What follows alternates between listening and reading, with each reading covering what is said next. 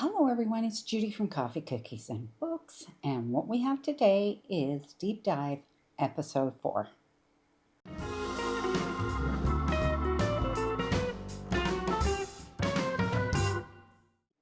So great that you could stick around for this. Now, I'm assuming that you have already watched episodes 1, 2, and 3, which are about these two books. Okay, we are doing a continuation, and I'm going to explain what we're handling here. So we've got multiple chapters of This Book Will Bury Me by Ashley Winstead, and multiple chapters and documentation of We Used to Live Here by Marcus Cleaver. So what we're going to do is we're going to go up to sort of these points. That's where we are. Now I have made notes because I read this quite some time ago. So I sat down and I noted everything. But after this fourth video, we're going to change things up a little bit, and I'll explain that in a second. So for this book, we're going to go from chapter 13 through to chapter 24, okay, which was what we were supposed to read. And if you are just starting to follow this, you're going to want to go back to episode 1. Because especially for this book, because we're really doing an analysis on everything that's happening, and you don't want to, this is going to have spoilers if you have not read the chapters for each section, each deep dive, okay?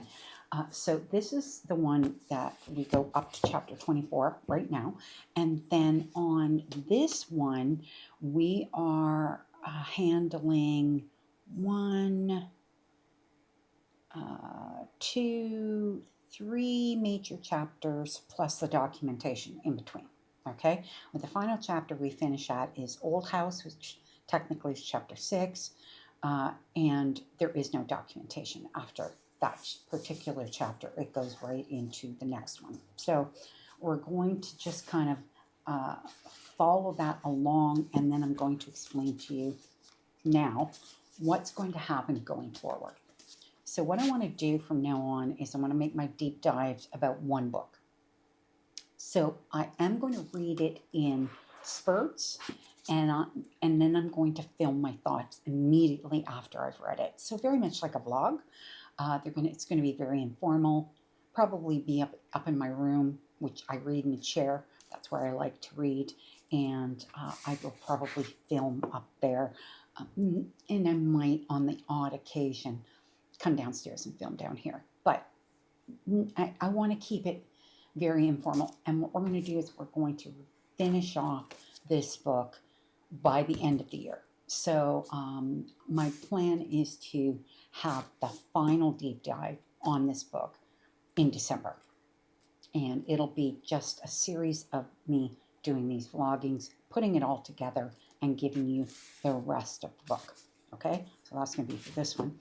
This one I'm going to do in the new year. So starting in January, I will start vlogging the rest of the chapters that I'm reading, and I'll do it in like probably 3 sections, 2 or 3 sections, because a good, I would say, quarter of the book is already done or more.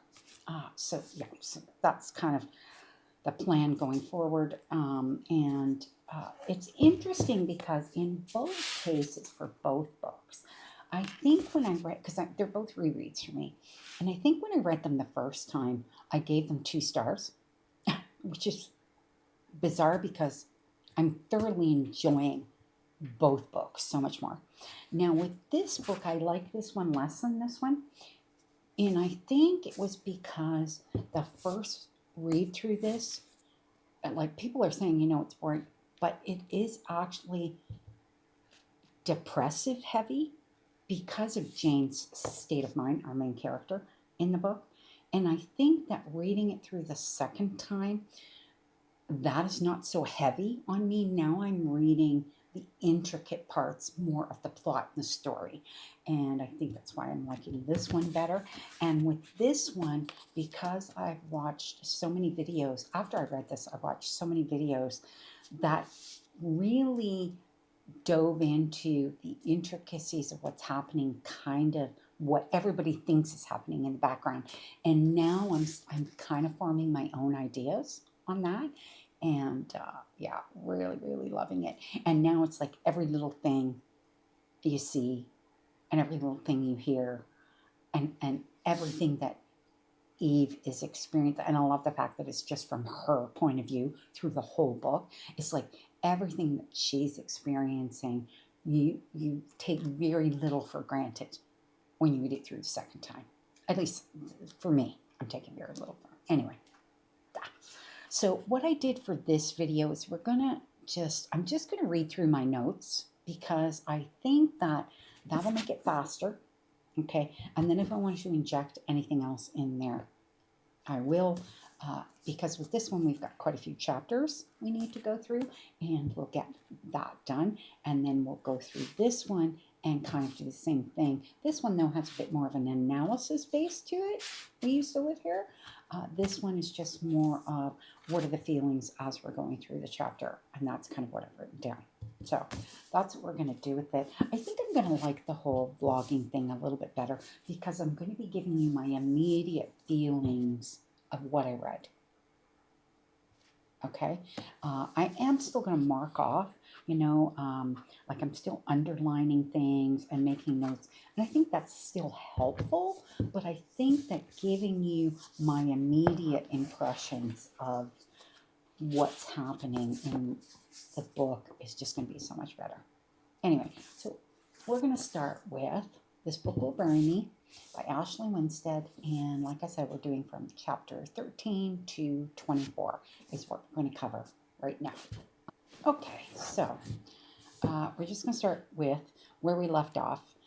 We left off at the point where the online sleuths had found out that the victim, that Indira is her name, had come into $75,000 Publishers Clearinghouse. She actually got a check for that, but her bank account was only showing $1,200. So they knew that she had cashed the check. They knew she had received the check, or they knew the check was cashed, and they knew that technically she had received the check. But they're like, well, where's the money? Who cashed the check? Did she cash the check? All that stuff like that. So the next chapter. So the tip that they found out about that, they took it to the police. Okay, and this is where we pick up in chapter 13. Now, in the meantime, our protagonist Jane is she's very deeply invested, and I think that she is kind of translating her loss and not being able to help her father from his death to wanting to help Indira's mother. And Indira's mother was highly dependent on her. I believe she was in a retirement home. They were very close, and they do a TV interview of her, which Jane watches, and this woman's devastated. And she's like, find my daughter's killer, please help me, that kind of thing. And I think Jane really feels that a lot. So that's kind of where that goes. Now, it says, Jane is also wondering more about her online friends that she's making on the forum. So she is getting much closer to them, and she's, obviously wondering about who's who, what do they do for a living, what do they sound like what do they look like, all that sort of thing, right? Which I think is kind of natural. Plus, she's young. So out of the group, I think she's one of the younger ones in the group. So, I think it's kind of obvious that you want to do that. Now, chapter 14, they find out that the police have found out that the check has been cashed. They managed to get security footage from the bank, which the sleuths get their hands on, and Jane is like, that's not Indira. That doesn't look like Indira, okay? But what they need to know, and what the police have not found out, the police are very inept in this whole thing, is who knew that she had that check? Because most of the people that she seemed to be close to said they didn't know. Okay? What happens is Jane makes a common sense guess on what Indira's Facebook password is, and they manage to get in. And when they get in, they find out that she did tell someone. She told her boss where she worked, and she had actually worked there for quite some time, 20 years, I think, or something like that. So her boss knew. And so I think that, that's like a huge thing that they're able to discover. And I don't think the police necessarily knew that. They find that in her Facebook messages. The other thing that I noted that happened in chapter 14, and this is not about the case, this is about Jane and her relationship with her mother, which is very strange. Well, I shouldn't say strange. It's clear that her mother loves her. And it's clear that Jane loves her mother. But Jane's emotional tie was to her dad. So her and her mom have a hard time expressing that to each other. And Jane does not know how to deal with, like it says that she hears her mother sobbing. Jane has empathy for that, but she doesn't know how to comfort her, which I think is sad because it's just the two of them, right? And at this point, Jane has not gone back to school. So yeah, it's like she can't separate herself from the house her father lived in. Okay, so then chapter 15 then runs into Jane's mom approaching her about going back to school. I guess what happens is school calls Jane's mom, particularly one of her professors, and says she's not even responding. Like she's not even, making an effort at this point. And Jane's mom's worried about her and that she's going to lose her opportunity at university. Jane just kind of says, yeah, I know. But doesn't expand on that at this point, right? Obviously, she's going to have to make a decision one way or the other. But I think that she's just having a very hard time not being close to her dad.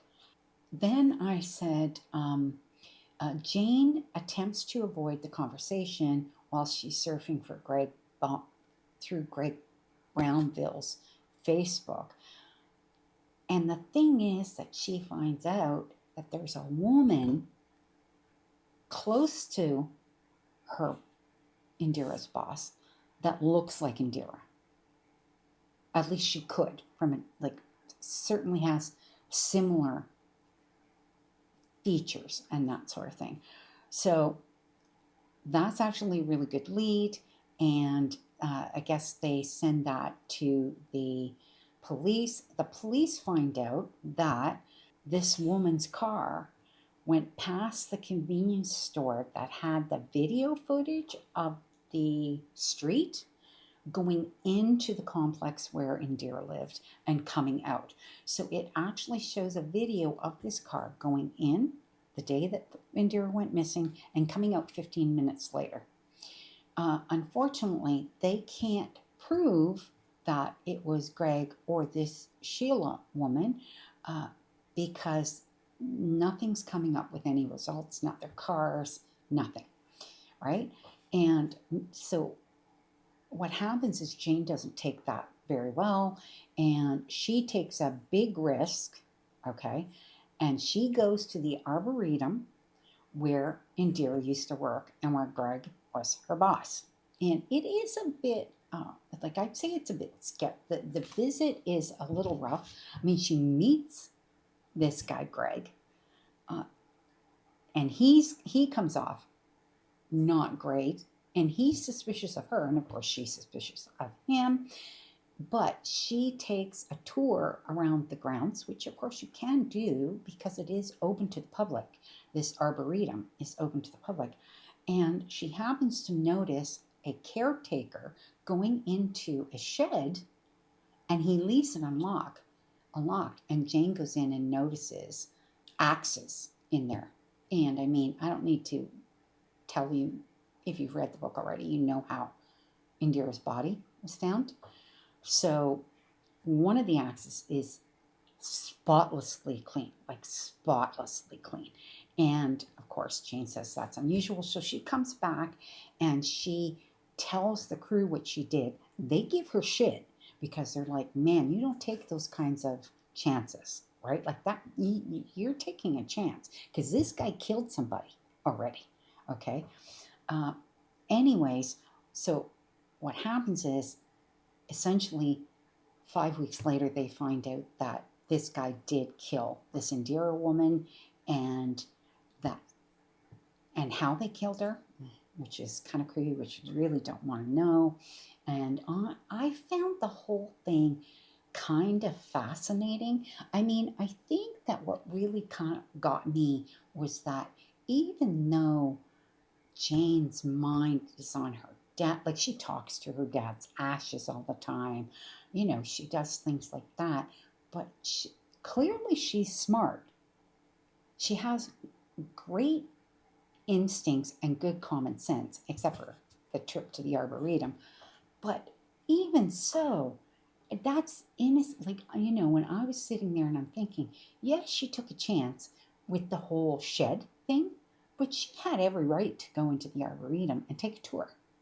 And I mean, I think when she first got there, she kind of came off like she was there for a job interview. And that's where the stress between her and the boss, because she wasn't there for, but if she had just gone in as the public, it would have had the same effect because she would have still seen the caretaker go into the shed, I guess is the best way of putting it.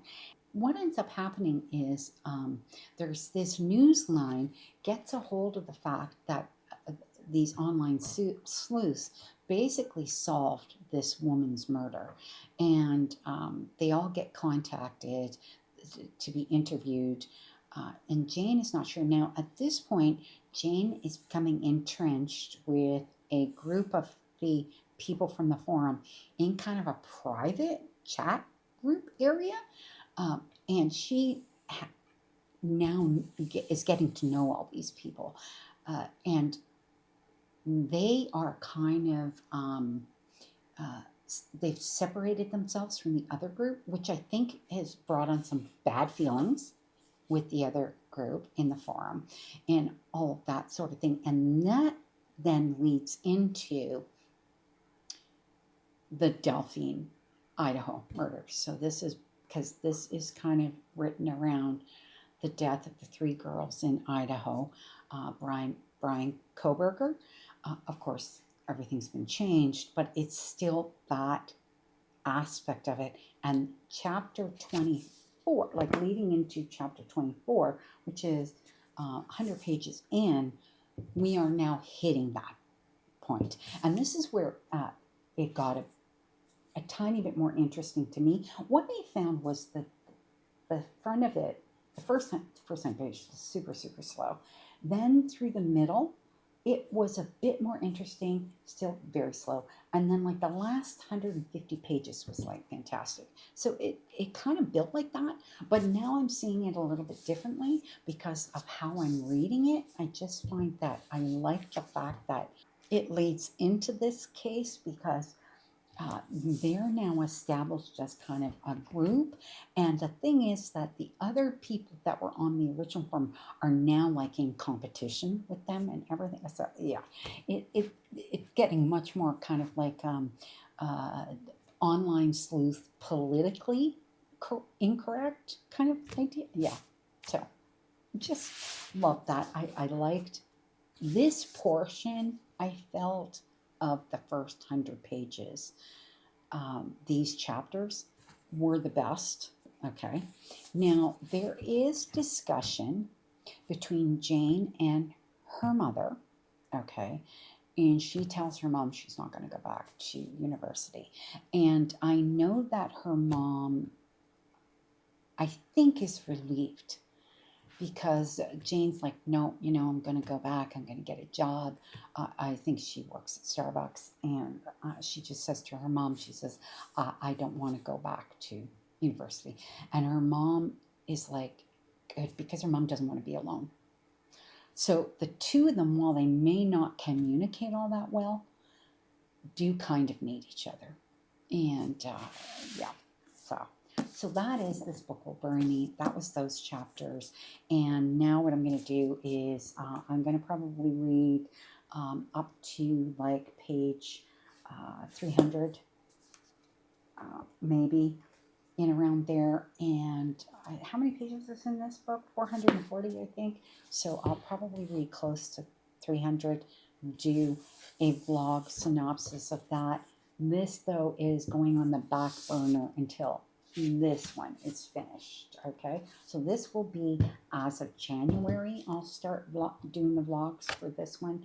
I mean, I might start it in December, towards the end of December. Once I've already finished the video on this one, I might start reading this. But I don't want to rush reading it because I'm taking the time to really make notes on how I feel about it. So, yeah. So that is that one. So next we're going to go on to We Used to Live Here by Marcus Cleaver. First we're going to talk about where we left off. Thomas and Eve have come up from the basement and they've decided they're going to leave Jenny down there and that she'll come up on her own. There'll be a little bit more talk about that. And our Morse code, which, as I've discussed, is at the end of every documentation.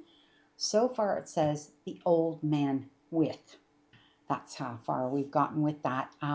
So basically the Morse code forms a sentence that, of course, you don't get until the very, very end. We're going to build it off. I'm just going to kind of build it off as I go. And when we do the vlogging for it, whatever I've read in as far as the documentation is concerned, because I have already written out what the Morse code was, I will give you that portion of the sentence so that you can follow it along on the blog part as well. They've come back up to the main living area, and Paige is not happy. Paige is Thomas's wife. She is not happy with the fact that they're leaving Jenny down there, but he's like, well, what are you going to do? Like, there's kind of no way around it, really. Now, I did put a note in here. In the meantime, Charlie still hasn't come home. She's an hour late. Eve is worried, and she has an active imagination, which makes it worse, obviously. She pulls out her phone to try contacting Charlie and notices that her phone screen is cracked. And this is something important to note. Like, she can't remember how it got cracked because it wasn't cracked before. And now all of a sudden it's cracked. This is something important to note. And kind of important to note going forward, okay, is about the screen. It just so happens that as she's getting ready to basically call Charlie, Charlie comes home. So Eve is hugely relieved that Charlie's home. Eve tells Charlie what's going on, brings her up to speed on all of this. The one thing that Charlie does confirm is the fact that she saw their moving truck out on the road, because that's where they left it, and they walked in. So that makes Eve feel a little bit better, because that makes their story legitimate. Weirdly, Charlie asks them to stay for dinner. And I am like, from everything that Eve has said, I felt like Charlie just took this all kind of in stride. But at the same time, it's like, these weird people are in your house and you're just going to invite them for dinner? Like, I thought that was a little bit weird, And Eve takes Charlie aside before the whole dinner thing and basically, says to her, like, don't you think this whole thing is weird? Like, this is how I feel about it. Like, she mentions the thing about what happened with, now I don't know if it was right here that she does it, but she tells, oh yeah, she does. She tells her about what happened in the basement with Thomas, like that weird thing where she was trying to get him to pay attention to her, and he was like in a trance, okay? And Charlie just kind of says, well, he explained it as he couldn't hear you. Like, it just, no, it's like nobody wants to take this woman seriously. And I find that weird, okay? Especially Charlie. It's like Charlie's just kind of fluffing off how Eve feels. And I don't know that the impressions that I got leading up to that would be that Charlie would do something like that. In the end, they end up, going for dinner. Thomas goes back downstairs and he tries to get Jenny out. Basically says, we're having dinner, we're going to sit down to eat. And then he leaves her there. Something interesting happens during dinner. And this kind of throws back to, if you followed some of the previous chapters, there's a point where Thomas finds these etchings under the banister, the wood banister, weird etchings, okay? And they kind of relate back to kind of the beginning of the book where there's a map, okay? And in the map, you see there's like these weird etchings and stuff. And like they're really odd and unusual symbols. And that is actually what he finds in the house. But then they notice, Eve and Charlie notice on Paige what looks like a tattoo that is also a weird symbol, but it looks like somebody tried to remove it, okay? And I thought that was kind of unusual. And then the documentation that comes after this part also talks about tattoo removal. Like, some of the documentation builds on the story, and some of the documentation is kind of like that, where it's like these little piecemeal things, like the one about the chocolate lab being available to a good home, and this one about the discussion of tattoo removal and that it leaves a faint imprint. And I'm like, but it's such a tiny tattoo. Anyway, yeah, I thought that was weird, and especially because Eve says it looks like one of these symbols. So it's kind of a weird symbol. Other thing that happens during the dinner, and this is something that I even remember from when I first read through. Now, Paige is very, I don't know if she's Christian, whatever, but she, believes in God, believes in the Bible, and so very religious. And she makes comment about Charlie and Eve's parents accepting, because both of their parents are religious, okay, about them accepting Charlie and Eve's relationship because they're both women. And it's like a bit off, and you can tell like Thomas is not happy about Paige making this comment. Like, he actually snaps at her during that. And I found that whole thing like, it's like this weird disassociation from, like, where did this come from? It's almost, okay, it is almost like Paige wants them to kick them out. Because throughout this whole thing, you get the feeling that Paige doesn't want them to stay in this house. Okay? Not sure why, but that's the feeling you get off and on from certain conversations between Paige and Thomas. And there's a certain conversation between Paige and Thomas that Eve overhears a little bit of after they come up from downstairs, that also kind of builds into this. So that's almost why I think she made that comment. I think she made that comment on purpose. And I think it was like she was thinking maybe she was going to piss them off, because they're lesbians and they're a romantic couple and whatever. They're probably a little bit used to that, maybe.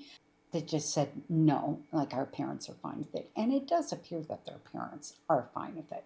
So anyways, I just thought that was kind of weird. Jenny does also finally come up from downstairs. She keeps saying, like, I'm sorry, I'm sorry. But then the kid seems to be only concerned about the fact that she lost her pen down there. Because she has that pen in that notebook. Now, remember, this is a kid who I think is 7. Went down there in that basement. She was down there for a while, and she had her pen in her notebook. But you never see what she's actually writing in that notebook. I just think it's weird. They're like, we'll get you another one. Don't worry about it. They go to get ready to leave, and sure enough, Charlie gets a notice on her phone that the bridge is out, and that's the only way in and out to this house because of the weather. All right. I think it's snowing and ice, that kind of thing. Eve's inner voice, which is like this monkey called Mo, it's like her inner voice says, called it, meaning that like Eve knew all along this was going to happen. Like these people have to stay now, which is kind of creepy. That leads into the next chapter, which is them having to stay. So they try to make the family comfortable upstairs. And then they're, Eve and Charlie are downstairs, and they're sitting down to some, glass of wine. And, Eve is really expressing more her discomfort with the whole thing. And Charlie is very not cold, but unperturbed about how upset Eve is. And I'm like that bothered me through the relationship, because that didn't feel right to me somehow. But anyway, they're down there, and what happens is the dog, he starts growling out near the front door because they're in the living room area, and they find Thomas on the porch, basically out in the cold, hunched over, shaking, whatever. And I said here, it's like, so it appears he's sleepwalking out onto this porch, but it's a similar thing to what happened in the basement. Okay, so that's how Eve sees it, because they have to call him, shake it, like everything, to get him out of this.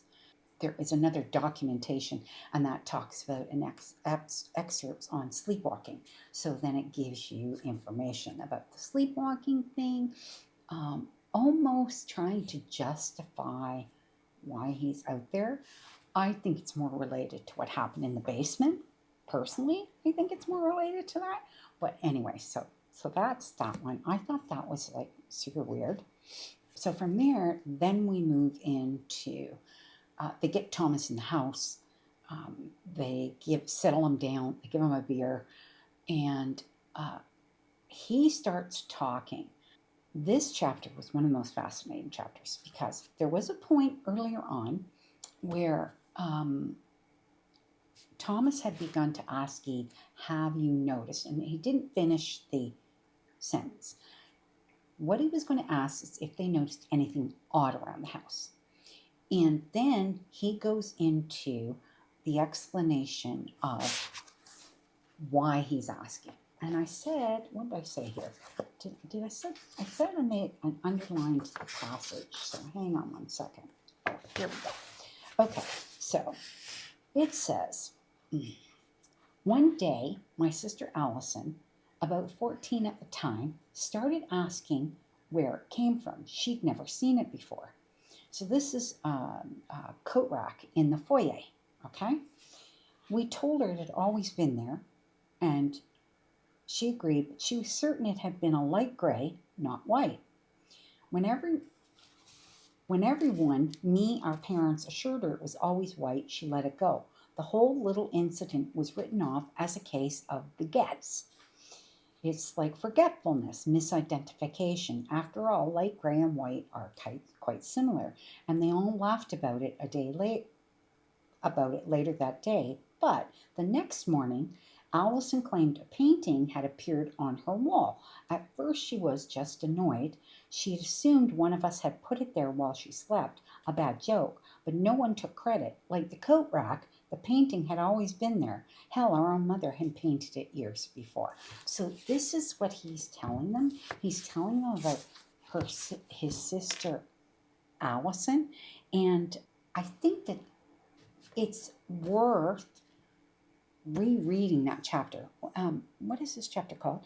The Old House. So because there are a lot of things in that chapter that they're talking about that are important elements to the story.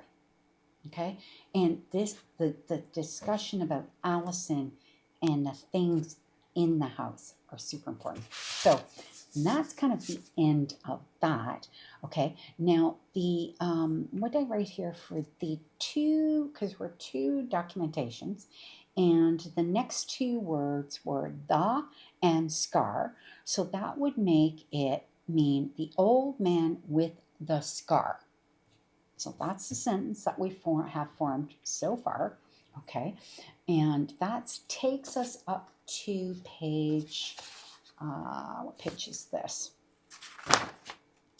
88. I think this book is only about 300 pages, around that. I think it might be a little more than that, but not much.